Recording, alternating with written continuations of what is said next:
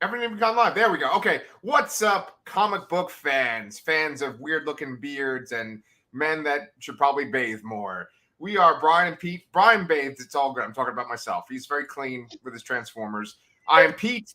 This is Brian. We are Comic Books Transformed, and we talk about the streaming shows and movies that are based on your favorite comic books. Brian, what are we talking about tonight? We are talking about episode 5 of She-Hulk and the last 2 episodes of the Sandman of season 1. Yes. And how far have you gotten with your Sandman comic book reading? I actually stopped with the 2 issues that referenced this last episode, just in case. I didn't want to get too ahead of myself, but I do plan on continuing, and hopefully, if we get a season 2, I'll remember some of this stuff next time. Yes. Brian and I were kind of talking back and forth today, and we were, of course, talking about one of our favorite YouTube channels, Chris McFeely. He does Transformers, the basics. And that's actually what our channel started out was. We were like a Transformers channel. And he was just talking about the IDW Transformers comics. And, man, I kind of miss that era, too, of IDW comics, Transformers comics, don't you? Yeah, I absolutely do. I mean, not the follow-up continuity is fine. It's fine. It's serviceable. It's still, more up the alley of what I want, which is just robots on Cybertron and nothing to do with Earth and humans.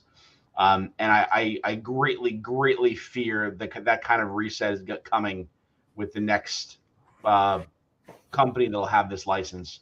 Which I'm actually wondering if they're going to announce that at Hasbro PulseCon at the end of the month. I'm not really sure if that would be something, that kind of news would come out from there, but maybe. Yeah. Do you know, who they're supposed to be going with? Is it still Skybound that's talking about it? That was the last rumor. I've heard nothing about it, and I don't think there's been any talk of it whatsoever. I'm actually surprised there hasn't been more leaks of that, because there's leaks of everything else. Over the last couple of days, they've basically leaked out everything that's going to come out next year already, which I'm assuming they're going to show in 2 weeks at the Hasbro PulseCon thing that I mentioned. Yeah. I know that they keep on Twitter, they keep showing this clip of Transformers Earthspark, which is the newest version of the cartoon. Yep. And I wanted to mention to you that there's no Starscream, right? Yeah, that is fairly unique. It's rare to have a non-Beast Wars series that doesn't have Starscream. I mean, usually they're I mean, for a while Soundwave wasn't around. Maybe there was just Armada. He wasn't really there because he did show up in Energon. But I feel Soundwave is usually there, but not always. Shockwave, same with him. But Starscream is every single series. Yeah. Crazy. Yeah, and I'm such a kind of a cliche kind of guy, but Starscream's my favorite Transformer, and I just love him. And I was like, wait a minute, he's not in this, Yeah. So, I mean, talk about cliche. I mean, ultimately, my favorite Transformer really is Optimus Prime. I really see so much in that character that's idealistic and all that. But I always say that it's either Sideswipe or Springer, just to be a little more, right? Just to be a little different, I guess, because it's so obvious to me to pick Optimus. Right. That's. Are you gonna have a Transformers themed Halloween costume? Oh man, that was always on my bucket list. I used to go real hardcore with Halloween. Yeah. I did a lot of costumes that I always wanted to do. I did an Ash Williams one year. I did a Dark Helmet. That was my best crowning achievement was Dark Helmet. I made a big helmet out of a witch's cauldron. That is awesome, man. And it sort of had a semi-working visor thing. Yeah. And I always wanted to do a Transformer costume, but I feel like I would have to make it transform, and I just don't know if I have the skills to do that. Brandon is actually asking me to build him a Brawl costume. He's obsessed with the character Brawl from the Combaticons right now. And he wants that. But I'm like, I don't think I can do that in time. He's like, watch a video about that. I'm like, maybe. I don't know. I don't think I would be able to do it, especially if I haven't started by now. Right. People that make those kind of elaborate cosplay costumes they take months and months. I'm sure it costs tons and tons of money to make them. I've seen the costumes in person where the people actually turn into vehicles and stuff for Transformers. Like when I was in I've Las seen some Vegas, I saw a couple. crazy stuff. Yeah, Yeah, they actually are making some kids costumes that they're like official and that they sort of transform, but they're fairly basic. nice. But Well, it's just Prime and Bumblebee, and he wants to be Decepticon. So that is so cool. That is a cool kid. My one daughter is going to be a ballerina, Clementine. She's going to be 6. Well, she is 6, and she wants to be a ballerina. And then my other daughter, Pepper, who's 12, is really into Buffy the Vampire Slayer right now. We're watching that, and so she wants to be Buffy. nice, So, very nice. Yeah. I guess it's kind of funny. Like when we do our shows, we always just like jump right into it. But I don't know. It's weird. It's like Saturday night. I just saw this movie called Barbarian. Have you heard about that or seen anything about that? I think I saw our mutual friend Danny tweet about it to just go and see it and don't look anything up about it. Yeah, not the time to do, but I'm certainly curious. Yeah.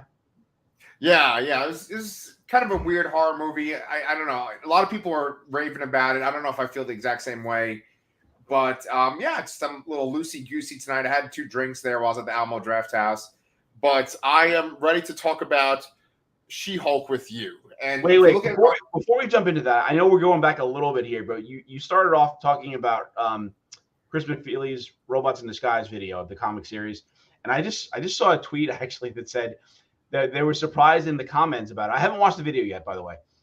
They were surprised that most of the comments were not saying like, "Oh, More Than Meets the Eye is better," or "Please do that one," or "RID sucked," but they were saying that Dreamwave was better than IDW, and that's mind-boggling to me.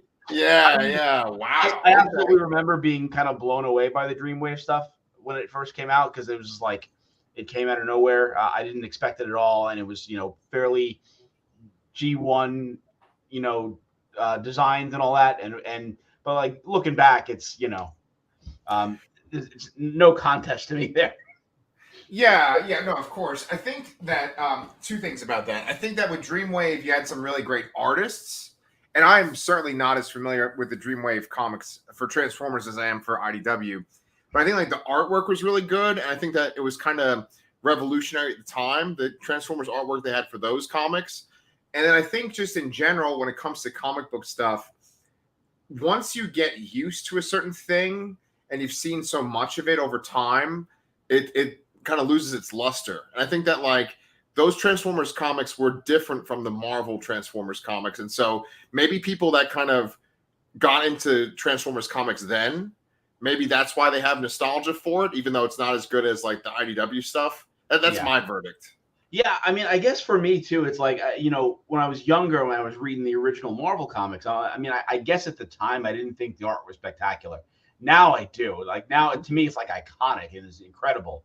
Yes. Even going back to the first IDW ongoing, where Dreamwave artist Don Figueroa, who was like Transformers superstar at the time, he tried to kind of make this like semi-movie inspired designs, and people hated it at the time. But like looking back now, it's absolutely fantastic. It's like it's very detailed. It's a really nice hybrid of the overly complicated movie designs mixed with the traditional, designs. Yeah. The Michael Bay movie designs. Yes, that's what I mean. Yes, sorry. No, it's okay. It's okay. It's funny, right? Because like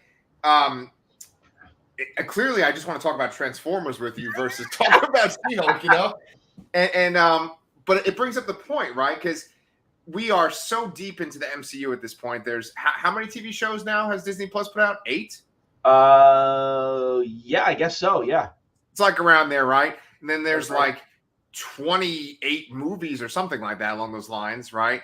So we are so far into it. I mean, 2008 is when Iron Man came out, and I'm just wondering if this adds to why I'm just not feeling it that much anymore. And one of the people I follow on YouTube, besides Chris McFeely, is Movie Bob. And he did this whole great video talking about Marvel fatigue. And he was saying that that's essentially just bullshit. He was saying that like people like him, and I guess like us to an extent, who are like weekly talking about this stuff, they start to get obsessed with the idea of Marvel fatigue because it's just like all that they talk about all the time. Whereas for like the majority of the population that goes to see these movies, like they're not kind of sick of Marvel. They just like have other things to do with their lives, and then they just get excited when a new thing comes out. And Yeah. I have to say though, for someone that is like covering every single episode of these Disney Plus shows and talking about these movies, I have to say I'm getting a little tired of the Disney Plus shows. Do you feel that way at all, or no? Yes, and I think this does go back to something we've mentioned before that you know, when the MCU started, there were these, you know, it was the main Avengers who at the time were probably B or C tier characters that were really just waiting for like a major breakout, you know? And I Yeah. think we've exhausted that.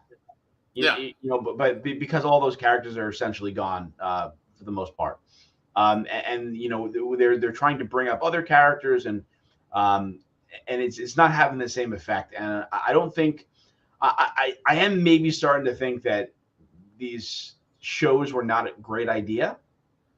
I think it would have been better off sticking to higher quality movies. I mean, really, television is a great medium to replicate a comic book, but I don't know if it is fatigue or maybe this the last couple shows just are just a little bit lesser than the earlier few.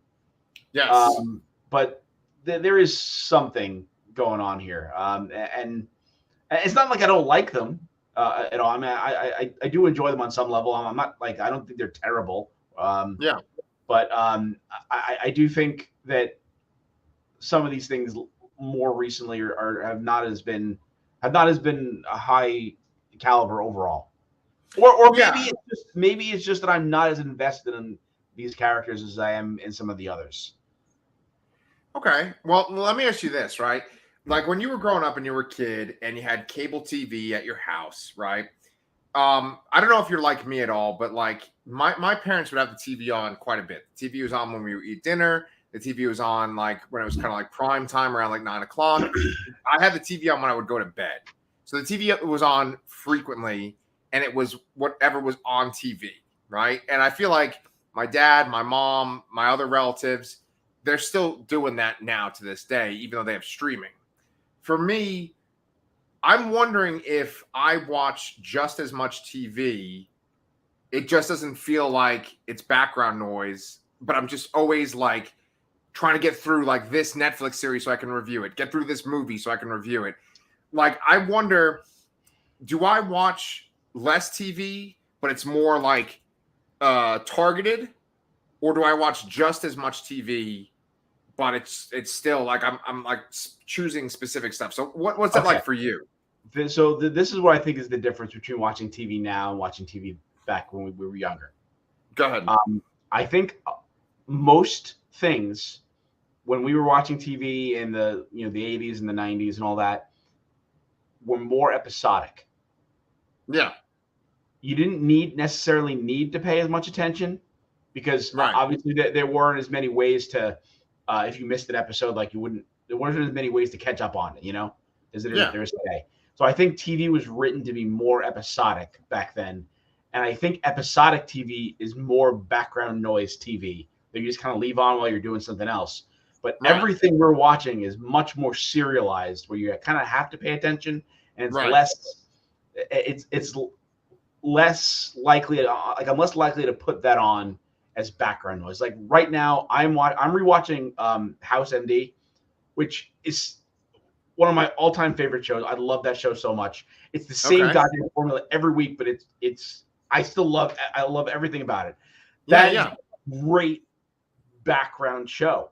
I can just watch it. It's very episodic. There is some serialized aspect of it. There's an overall arc across the seasons and all that, and it's great. Yeah. Buffy the Vampire Slayer is another great example of that. Mostly episodic, but overall there is an overarching plot across the season, and it's great. That's also a great background show, I think. Even though it is maybe it's a little more serialized. But I think that's the big difference is that when you're sitting down to watch a show now, you have to be actively doing it and not just doing something to just because you're bored or not, you don't really know what to do or something like that. But like when you watch something today, you have to sit and focus on it. Yeah, I agree. I agree. I feel like She-Hulk feels more like one of those older episodic shows. And I know that they've kind of said that before too, that they want it to be kind of like this kind of half-hour sitcom show versus the other MCU shows. And then I was wondering too, because have you noticed that like most of the current Marvel writers are like Rick and Morty writers? Have you noticed that? Well, I mean, I obviously know Jessica Gowers from that. I believe you said someone from Miss Marvel was from Rick and Morty, or what was it from? I don't remember for Miss Marvel, but I do know that like there's the Kang Dynasty Avengers movie that's coming out, right? And that guy is a Rick and Morty writer who's writing that script.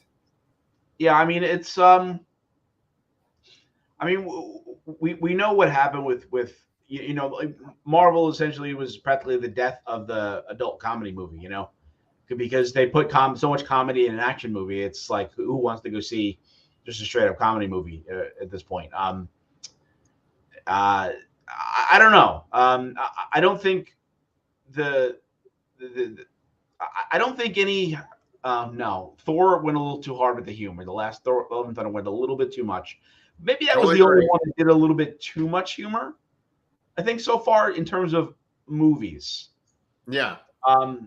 So I'm not really sure how to feel about that yet. I mean, I do really like Rick and Morty. I haven't disliked too much of you know what's come out so far. So there is a balance, right? Because like if you look at my top 10 Marvel movies or my top 5 Marvel movies, right? Like Winter Soldier's up there. I feel like Winter Soldier's very serious. Black Panther's up there. It's very serious. But then like Guardians 1 and 2 are on there and they can be pretty silly. And Thor Ragnarok's up there. So there is a balance. I like the silly ones. I like the serious ones. Maybe I'm just getting a little sour on She-Hulk and stuff just because I feel like the jokes aren't landing. And you know, one thing I feel like we have to do a disclaimer every single time we do this episode or talk about the show is we're not mad because the show is about a female character. That's not the issue. It's just the way the show is actually made, you know? Like we both kind of feel like it's this decent show. We don't hate it. It's not like, oh, that's against men. I mean, even though there is that, though, that's not the reason why we are ho-hum about it. I mean, do you agree or? Yeah, I agree. Although I think I was a little softer on this episode than you are. Oh, really? Well, and I mean, I think I liked it a little more than you ended up liking it. I feel like they kind of got into a better rhythm with that episodic nature in this episode. Okay. It still feels uneven to me though. Something is like with the pacing feels off to me. Okay. Maybe it's I always have an issue with the endings. I keep thinking back to the ending of the 5th Miss Marvel episode where it was like Bruno and what was the other guy's name? The guy that was the Inhuman, well, the not Inhuman. Yeah, the one that was like her love interest. Yeah. Well, I mean, there were a couple love interests, but yeah. So like the drones come in and they blow up Bruno's house or whatever. It's like I felt it was such a weird, abrupt end to an episode, and I felt like that in this episode too. Even though it's a nice Easter egg and you know foreshadowing for the next episode, I guess. It still felt weird. It didn't feel like it was a proper end of it. You know. Yeah. It obviously was like, oh, Daredevil's going to be in the next episode. You know, but that's pretty much it. And I mean, the court case against Titania that got resolved. That was like a kind of like one and done little thing. But yeah, I guess there you felt like there could have been more. Like you wanted to maybe see her come out with the outfit on or something like that. Not necessarily that. Maybe that could have done it. I don't know. It's just the way that final scene started and ended. It didn't seem like the ending for some reason. You know. Yeah. No, I feel like there was more written or more filmed, or maybe that like they wrote an hour show and they're cutting him in halves or cutting him in weird ways. Or like you know how most of these shows are 6 episodes. Maybe they wrote them as that kind of length, and they're cutting it up weird into 9. I can absolutely see that. Yeah, it does feel a little bit disjointed. I agree. I think though that it doesn't really affect me as much as just like the jokes that just kind of don't land. Which I think I said this last episode, but like for every 10 jokes, maybe 2 land and 8 don't. You know, and it gets a little awkward. I keep going back to her jokes boss. landed a little bit better this week than I think in the last few. I think overall. Although I can't remember any of them off the top of my head right now. Okay, so the humor, a lot of it was focused on her friend and the guy. I know the guy's name is Pug. I can't remember what her friend's name is. That Nikki. The other Nikki and Pug.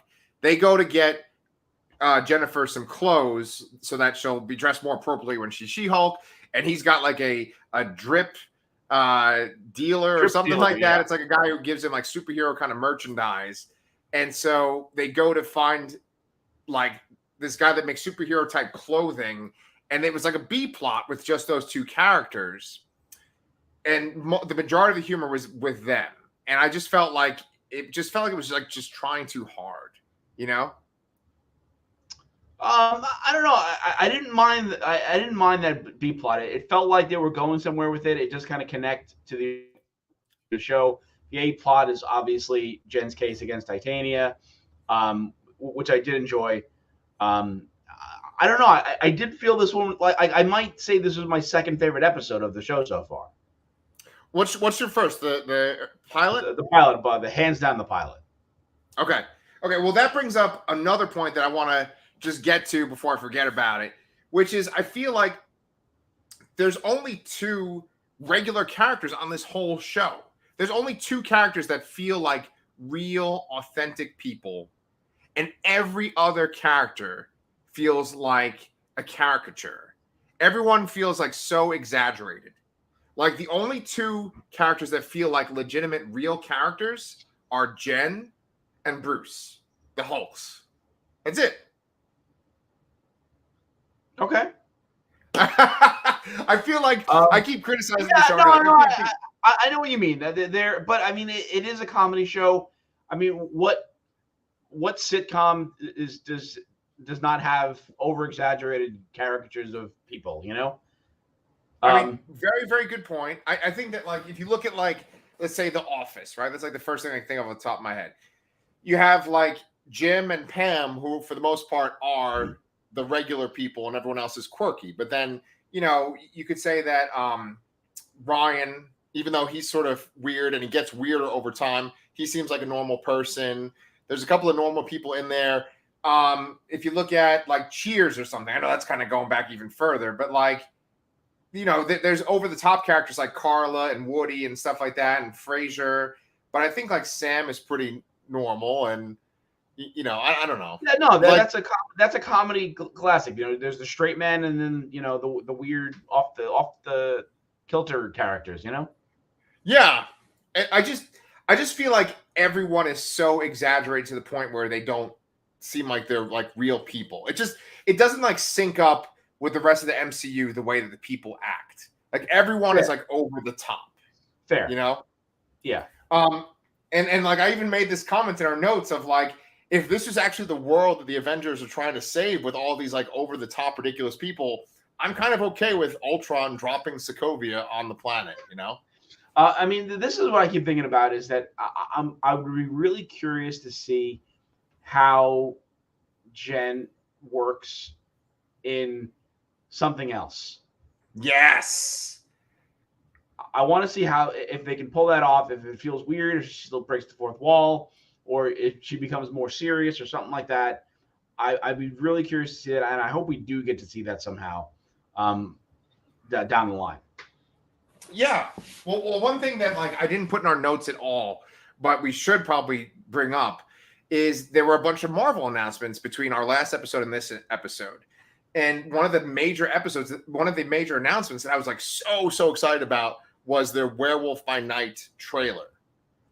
Yes. And of course, you know that like the biggest thing to come out of the Werewolf by Night comic was Moon Knight. And so I'm like, oh shit, are they going to put Moon Knight into this movie? I don't think they are. What do you think? No, but I mean, hey, we saw Man-Thing. Yes, Also, yes. Bloodstone Man thing. I mean, I'm happy enough with that. Yeah, and so I guess what I'm saying is that like I have not been super excited about these MCU shows for like at least 3 shows now. I know I said good things about pretty much the main reason why I say good things about most of these shows is because I truly dislike people trashing them just because they're about women or they're about different ethnicities. It's like, fuck you. Like, that's just, can we move past that? But then, like, I don't think that these shows are like amazing, over the top, great shows either. And so I really didn't care for Moon Knight. That's probably my least favorite. Ms. Marvel wasn't, it was all right. And this is just sort of ho hum.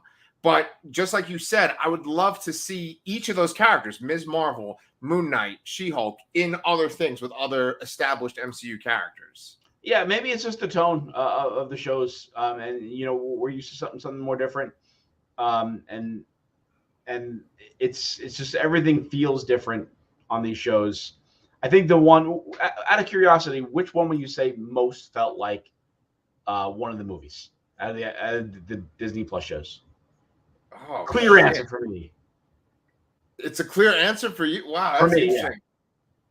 Fuck. I guess Moon Knight felt the most like a movie, but it wasn't appropriate for Moon Knight. You know what I'm saying? I would actually say Falcon and Winter Soldier felt the most like a movie. Oh, okay. I'm sorry. I thought you meant like out of the past 3. I'm Oh, sorry. no. I mean all of them. Yeah. Like, and I feel everything else felt more like TV shows, I guess. Yeah. Okay. Yeah. No, I totally give you. Yeah, Falcon and the Winter Soldier. Absolutely. Yeah. Okay. Yeah. But I don't know. Yeah, I think you're right. Like, it'd be cool to see like these characters as Avengers or in other movies with established characters. But I don't know. I guess I'm kind of going through withdrawal for like these serious Marvel movies. Like the last one that we had was Thor: Love and Thunder, right? And then before that was Doctor Strange. And I don't know, I just need like a serious, good Marvel movie, Well, maybe we'll get that with Wakanda Forever. Oh yes. Okay, you know how much I love Black Panther. So let's try to pick apart like some of the things in this episode though. So one of the things I did like about this episode was that Jennifer's in this case with Titania. She's trying to prove that she has been using the She-Hulk name since before Titania took the brand. And so her eventual solution is that she brings in these men that she found with her dating profile. And she went by She-Hulk on this like Match.com website or app or whatever. And I really liked that she got to like face these suitors that she went on dates with. And her dirty laundry essentially is like in front of the whole court. I liked that aspect a lot. Did you like that? Yes, I did. Yeah. Yeah. She basically just debased herself to win a court case, and it's I always root for a hero that can, God, I forgot the word I was gonna say. Never mind. Like someone that can basically embarrass themselves or like expose themselves, put themselves out there. They show their vulnerabilities. They can self-deprecate. I find it to be relatable. Right. Ditto. Yeah. I mean, we make jokes of that on the show. Yeah, I agree. That's what makes her character endearing to me. It's weird because when they start making fun of her clothes, that really starts to stand out. And I saw like a meme today. I think Dan Slott made the meme of all people, where it was like they showed Tom Hanks in Big when he turned back into the kid and he was still wearing his suit. And then they showed like She-Hulk wearing the suit and then Jennifer Walters wearing the suit. And she looks like a little boy in the suit, I don't know. I like that whole dynamic of that. She has to kind of be She-Hulk for her job. She kind of has to be She-Hulk to go on dates, but she's this competent, regular person who can be a lawyer. I like that. And I'm hoping that like her interaction with Daredevil is going to sort of like bridge those two together. Do you think that's going to happen? Yeah, maybe it'll be like a kind of a confidence booster sort of thing. Yeah. Because we really haven't seen besides Bruce, we haven't seen like a legitimate superhero interact with her yet, right? It's just been like villains for the most part. Yeah, I think so. Yeah. Right. Um. So then, let's see. That's all my kind of notes. Go ahead. No, I mean, I don't think I even have much more to say about the episode, but there was one thing I did want to bring up that was from the credits, actually. I was wondering if you saw any of that. There was no mid-credit scene, right? Yeah, there was no mid-credit scene, but during the credits, which we get some scenes of things that are related to what happened in the show. You see Pug and Nikki get his Iron Man shoes, and you see a whole bunch of other superhero-related shoes in the background. And I just found it interesting that there was a Wolverine pair of shoes there, Cyclops, Cable, Deadpool, The Thing, Doctor Doom, like all kinds of crazy stuff. And I found that interesting that was all just thrown in there. I mean, I know that doesn't signal anything immediate or anything like that, but it was nice to see that stuff being acknowledged. Yes, even in just a literal Easter egg kind of fashion. Yeah, okay. I kind of honestly, I just fast forward past all those little images just to get to the mid-credit scene. Yeah. Well, I mean, go look it up after this and just take a quick look there, because I mean, like there's no mistaking these things. Like they're very obvious. Very obviously those characters. Shit, if they have a Cable sneaker, I gotta check that out. I would totally buy Cyclops sneakers. Oh fuck yes. Those gotta exist somewhere already. Maybe. Yes. I mean, they make Optimus Prime sneakers. Come on, man. Yeah. So, and then I liked that they had like the Avengers, but I even had like a little bit of a gripe with that. I felt like that's your sort of your black market merchandise, is like those weird little zoom kind of characters. Yeah. Like they would have cooler stuff as their black market merchandise. Probably, yeah. Yeah. I don't know. That's probably nitpicking, white boy stuff. But anyway, should we move on to Sandman then? Yes. All right. So the show ends, and now we're thinking, oh shit, are they going to make more of it? This is so fucking great. Yeah. You were smart. You said we should have reviewed the episode 10, Lost Hearts, along with the other ones. But I don't know. It's just cool to kind of like continue talking one more week about the show, because next week we have Andor, right? Yes. 3 episodes. Might be a little bit of a stretch to squeeze in, but we'll try. Yeah, worst case scenario, we'll just record a couple of days later. So Lost Hearts. I wanted to correct myself first off. I said that when Neil Gaiman was being interviewed, he always thought that Sandman was going to be canceled. That's totally not true. I should have finished watching that interview. It was just like for the first 8 issues, he felt that way. And then pretty much from issue 8 on, they knew that they had a hit. And so Sandman pretty much has always been a big book. And I believe 8 was The Sound of Her Wings, too. There you go. That makes sense to me. Yeah. So let's see. With this episode, we have Rose Walker, and there's the big climax. She's at the Serial Convention with her brother. The Corinthians there. We see what the Corinthians trying to do with her. I just want to make sure I have it right. Essentially, he wanted to get Rose because with her power, he could actually hurt Dream, right? Yes, I think that he was going to use her to overtake Dream in a sense, so he could roam freely about it and go about his business however he chooses to do so. Yeah, that's all he wants. He just wants to go out and just be what he wants to be. He doesn't want to inspire or put fear into people's hearts in the nightmare world. He wants to exist in the real world and cause real terror. Yeah, exactly. So it's just a matter of survival. And he stabs Dream at one point in the hand and actually hurts him too in this episode. Momentarily, yes. Yeah. In episode 10. So I had forgotten about Alice's friends. And like there's that one scene where she's in the dreams of all of her friends, and they kind of just start to blend together. And then there's this big whirlpool, and they just start getting sucked into it. And I was like, oh, did they die? I couldn't remember if they died or not, but like luckily they don't. Yeah, I don't believe they died in the comic either. I think I think what happens in the show is what happens in the comic. But yeah. I did read that issue about 2 weeks ago now, so I mean it's all fleeting. Yeah, and so were you satisfied with what happened to all the killers at the serial convention? Yeah, he essentially made everyone realize that they're not the heroes of their own story, and kind of just the weight of their actions are kind of really dawning on them now, and they have to live with that for the rest of their lives. I think it's a fitting punishment for rather than just to kill them off. You know, Yeah, well, it it put them in seems like something what they do. Like it seems like all the punishments in the show are elaborate for the most part. and they usually involve sleeping. He likes to make Yes. people sleep a lot. Yes. But like no, it was cool because like you really were focused on three of the main serial killers, right? Like uh Funland, and then like the one guy that was like a hunter or something like that, and then that doctor woman. And you Yeah. see them because Alice actually goes into their dreams. And I thought that was actually a very scary sequence where she's like going from room to room, and it's each of them sort of doing some kind of, horror movie type Yes. thing. And then you You see know, the kind of the walls break down there, and you kind of get a glimpse of what that means for and why that's bad. exactly. And so, we've been following them for about three episodes now.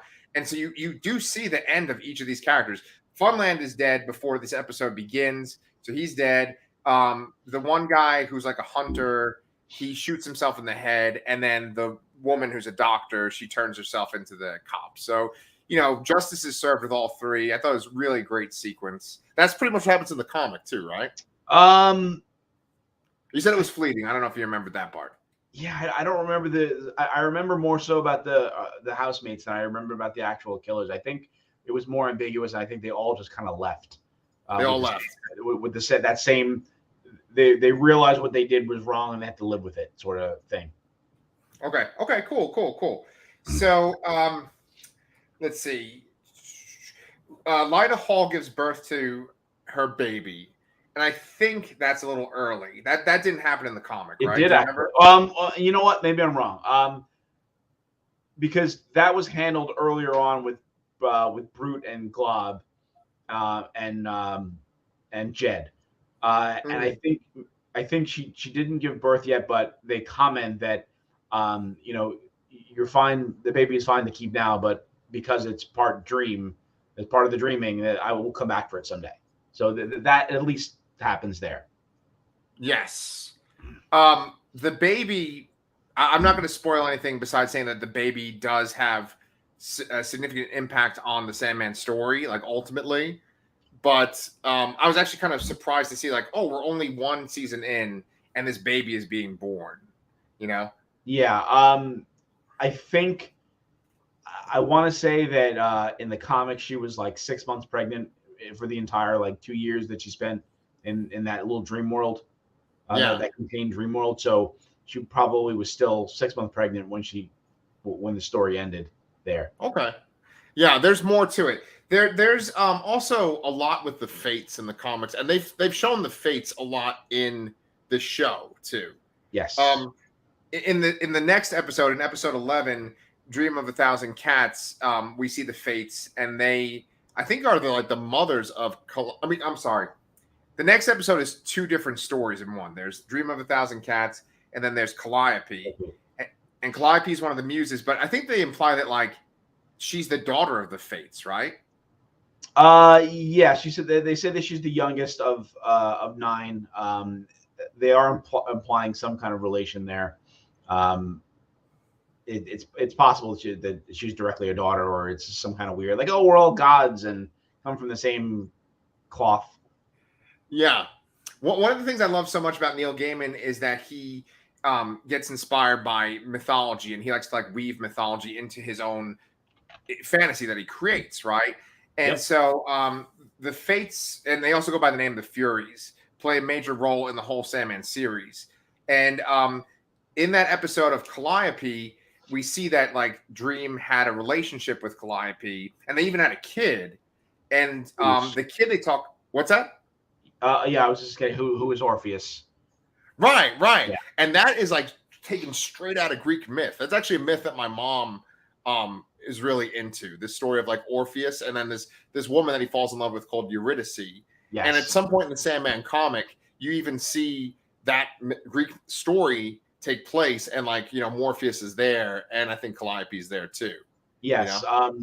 It very interestingly, I have to bring some video game knowledge into this conversation now. There's a game called Hades, where you play as Zagreus, who is a son of Hades, and he's trying to escape hell, basically, and find his mother. Yeah. And there's a huge cast of characters of all from Greek mythology, and Orpheus and Eurydice is part of it. So, Yeah. Orpheus is like the court musician in Hades, and he doesn't want to play music anymore. And you meet Eurydice in some of the other areas, sometimes in some levels. It's kind of like a game where you kind of repeat playing over and over again, and it's different, a little bit different every time. Okay. And sometimes you'll run into her, and then you can kind of advance these little mini arcs there. So I actually have had that kind of fresh in my mind from playing that game recently. Isn't that so cool? I just love that Neil Gaiman brings all this stuff into it. I mean, really like elevates comics, I mean, he wrote this Midsummer Night's Dream issue of Sandman, and that won, I think, the Hugo Award. And I don't think that they've made it to where a comic would be eligible for a award like that moving forward after Sandman won. But like that was part of the prestige of that comic, was that like that Midsummer Night's Dream issue won that award. But like have you heard Neil Gaiman talk before, like in interviews? Yeah. And actually, I think that's the next issue I'm reading is Midsummer Night's Dream. Perfect. Yeah. So you've heard him talk before? Yes. I feel like for Neil Gaiman, when he talks, it's almost kind of hypnotic the way he talks. Like he talks very slowly, and he like adds like excitement to some of the things that he's saying. He's like, "Oh, isn't this clever?" Like he says, that's the way he talks. And I feel like when he starts to describe mythology, he points out how absurd mythology is. But then I think that like he takes the absurdity of mythology, and that's like the engine for his stories, is to like, here's magic and here's how absurd magic can be. And I said this in the notes. I apologize for going off on a little tangent, but I feel like I got to make this. That like there's a type of fiction called bizarro fiction, right? And bizarro fiction is just like where shit doesn't really make sense. It's not like based in the real world. It's just like weird things like, here I got a Coke Zero can, but like it'll just start talking to me, and then we'll go to another dimension. Weird shit, right? Yeah. I feel like bizarro fiction, the people that I know that write it are usually like punk rock kind of people, right? And Neil Gaiman, I feel like he's kind of like bizarro fiction, but it's for more like goth people that are at like the Renaissance Fair. Yeah, I definitely get that vibe from Neil Gaiman. Yes. Yes. And so it just comes through in this show so well, and he's even in that episode of A Dream of a Thousand Cats. Did you recognize his voice? I did not actually, because he only said a couple lines, but I want to go back and listen again. Yeah. So in that episode, there's this cat that goes on this big long journey. This is just for people who might not have seen the show. It goes on this odyssey, and it encounters all these weird creatures in the dreaming, and it encounters this buzzard that is made out of bones, and Neil Gaiman is the voice of the buzzard. And I thought it was the cat. No. Oh, okay. Yes. Okay. And the thing is, in that animated episode, I guarantee like every fucking voice in that episode is like a famous person or a famous British actor. Maybe. Very popular. I think like, because there's a guy that basically takes the cats and like the kittens of the cat that's telling the story and like drowns them, in the river. And I'm pretty sure that guy is David Tennant from like Doctor Who, and he was the Purple Man. I do believe I saw his name in the credits, so I think you were correct there. Yeah, because he did Good Omens, which was based on another Neil Gaiman book. Yes. Yeah, I have to watch that too. Yeah. So, first off, were you satisfied with the way that the story got wrapped up in episode 10? Yeah. I mean, it feels very faithful to the books overall. I mean, there were some differences. I think we pointed out some last week with the earlier stuff. I think I liked how they got Jed to the convention and Rose there at the same time. Better in the show than the book. I liked how they weaved the Corinthian in more throughout the whole season. Yep. He seems kind of like this appears and disappears in this arc alone. And I felt he was more menacing in that regard, being placed throughout. Yeah. I thought it was good. I still think my favorite chunk of this was 4, 5, 6. Out of the series overall, and I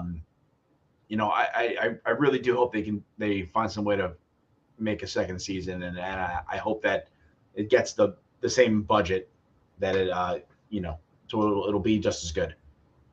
Yeah. It definitely like left off a couple of threads that if there was to be a season 2, they would explore. Like the very last scene is like almost like a post-credit scene with like Lucifer, and Lucifer is basically saying to the other lords of hell that they have a plan that's gonna like piss off God, and it's really gonna mess up Morpheus. And I know what that plan is based on reading. I believe it's called Season of the Mists is the trade that's in, and that's really really good, that one. Okay, I'll look forward to that. Yeah, because like what you think their plan might be, it's like, oh, it's not anything I would have expected. So it's really cool. And also they did leave off stuff with Desire too, and Despair as well. Yes, there is a little meaning with them, and Dream kind of threatens Desire, saying, don't mess with me again. You'll have to face, death, Dream, death, and Destiny. Yeah. Yeah. Well, and even, we haven't met Destiny yet. Right. And he even name dropped Delirium too, which is another one of the Endless. Yeah. Yeah. And Delirium's kind of cool because she is based on Tori Amos, who's one of Neil Gaiman's friends too. Interesting. Okay. Real weird character. You'll like her too. I mean, if we ever do see an adaptation of this, but I mean, you're going to read the comic too. Yeah, I'm going to read the comics anyway. So. Yeah. Yeah. I mean, I guess I was really pleased with the 2 bonus stories at the end. I completely forgot about that Calliope story. And it was a story that had like a lot of personal significance to me because it's about a writer who can't write, and he's just like so upset and so stressed out because every time he goes to write, he can't. And I think it's funny because when I read the comic, I think he was sitting down with a typewriter to write out the story. And in this, he's like, he goes on his computer, then he's scrolling through social media and looking up articles about himself. I was like, oh, it's kind of funny how much time has changed since then, That's very true, yeah, because I believe that the issue does take place in the late 80s. So right. There wouldn't have been laptops back then. So Right. But so, other than that, though, it's both. I mean, A Dream of a Thousand Cats is pretty much spot on, exact panel for panel. And then Calliope, the only real difference I noticed, and I find this curious, is that I feel like they might have made Richard a little more sympathetic, because essentially in the comic he rapes Calliope, and I can totally understand why they wouldn't put that in the show, but I think it really goes to show you that this is a despicable character and really highlights that in the comic. And I don't necessarily want that to be in the show, but like it was much clearer to me, like, oh, this is a real bad guy. He's not going to do the right thing by the end. But in the show, I wasn't as sure of the outcome. Yeah, in the show they make it very ambiguous, right? Because he goes up to the bedroom with her and closes the door, and he has a scratch on his face. But I think the show makes it seem like he beat her. Yeah, because he's what's the guy? Erasmus says, he finds force to be the most the best way to get what you need out of her. So they do imply that, but like they pretty much show the rape in the comic. So it's messed up. Yeah. In the comic, Dream doesn't give him mercy, right? He just basically goes crazy, and he just is crazy, right? Same ending. He just gives him an overabundance of ideas, and he goes nuts. Yeah. And then once Calliope is free, all the ideas stop, and he has no more ideas. So he gets an overabundance of it, and then just completely taken away. And I think the other thing too is in the show he makes it seem like oh, just one book, and well, I'll set you free. They really don't. He really does not say that in the comic at all. I see. So I'm just curious. I mean, I keep thinking back to episode 4, where John D is with Rosemary in the car, and then he Yeah. lets Rosemary go in the show. And I Yeah. keep feeling like I keep wondering why they did that, and I guess it's to make him slightly more sympathetic. I don't know why they want to do that though for that character or this character, the Richard Maddock character. Yeah, I think because I heard you sent me an article where Neil Gaiman was like, basically we want to change a couple of things because Sandman fans are expecting certain things, and maybe if we make little small changes, they'll be like, oh, I wasn't expecting that, or I didn't know that was going to do that. But I also think that maybe just in general, because obviously like Neil Gaiman for his entire career has been very, very sympathetic to like the outsider and to the people that are always oppressed, and transgender people and people of all different ethnicities. And we're in some pretty dark times right now. And I think that maybe overall they're just trying to make the Sandman like a little bit less cynical than the actual comic from the 90s, Maybe that's what it is. Yeah. The world is such a dark place. And, the show itself, besides that little final scene, that epilogue with Lucifer, the show has a really positive ending, which if the whole show was to end with season 1, I think that would be a pretty good ending for the show. Yeah, minus the cliffhanger of with Lucifer, but yes. Yeah. Because, I mean, just so people know what the hell I'm talking about, Dream is like on the shores of the dreaming, and he is making some new dreams, and he calls up Galt, who he had like sent to the darkness, and he has essentially turned her from a nightmare into a dream. And the last shot is essentially like her flying through the clouds of the dreaming, and she's just so happy to have like a new role and a new lease on life. And so I just thought it was really, I think I almost got teary-eyed when I was watching that. Yeah, that was nice. That was unexpected because it didn't exactly go like that in the comic. Galt was not in these trades here. Right. They mentioned there were 4 missing Arcana. They've only shown 3 of them so far, and I don't remember if Galt is the 4th or not. But they do show Dream making new nightmares in the comic, but it is not anyone specific, and he does not obviously is not allowing an existing nightmare to become a dream instead. Okay. So I did like that change for the show, and it definitely puts a much more positive spin here. I think they're definitely making Dream's growth in this more apparent, and a little speedier than in the originating books. Yeah. Well, I thoroughly loved watching this show, and I'm kind of sad to see it go. Because honestly, the MCU stuff has been feeling kind of mediocre for a little while now. And, I've heard good things about Andor, which is what we're going to move on to next. We're going to keep doing She-Hulk, and we're going to cover Andor. You've heard good things about Andor too? Yes. I was just thinking, I was trying to think of something I read that wasn't good, but that was that thing you sent that I said, like, oh, I don't believe that person. Yeah. Is this one woman that was complaining that there weren't enough Easter eggs? And honestly, I could give 2 fucks.